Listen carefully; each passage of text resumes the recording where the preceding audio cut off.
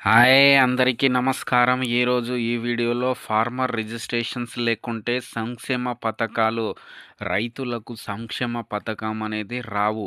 So, కాబట్టి ఈ farmer registrations చేసుకోవాలి.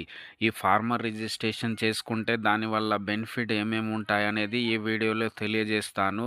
సో, ముఖ్యంగా రైతులకు వ్యవసాయ పథకాలు, రైతులకు అమల్లో ఉన్నటువంటి వ్యవసాయంకి సంబంధించిన కొన్ని కేంద్ర పథకాలు, అదేవిధంగా రాష్ట్ర పథకాలు ఈ రైతులకు పారదర్శకంగా అందేందుకు డిజిటల్ ప్రక్రియ అయినటువంటి ఫార్మర్ రిజిస్ట్రేషన్ చేపట్టింది. అంటే ఇది ఏ విధంగా ఉంటుందంటే ఆధార్ కార్డ్ తరహాలో మనకు 11 అంకెలు విశిష్ట సంఖ్య పొందడం జరుగుతుంది.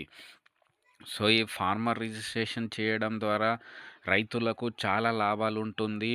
సో, మనం చూసుకున్నట్లయితే పెట్టుబడి సాయానికి సంబంధించింది కేంద్ర ప్రభుత్వంకి సంబంధించిన పీఎం కిసాన్ పథకం కానీ, అదేవిధంగా స్టేట్‌కి సంబంధించిన రైతు భరోసా పథకం కానీ, సో, ఇతర పథకాలు కానీ, అదేవిధంగా పంట బీమా అయినటువంటి, అదేవిధంగా సబ్సిడీ అయినటువంటి ఇలా చెప్పుకుంటే ముఖ్యమైన సెంట్రల్ గవర్నమెంట్ అలాగే స్టేట్ గవర్నమెంట్ రైతులకు ఇతర 20 రకాల ప్రయోజక పథకాలు పొందడం జరుగుతుంది.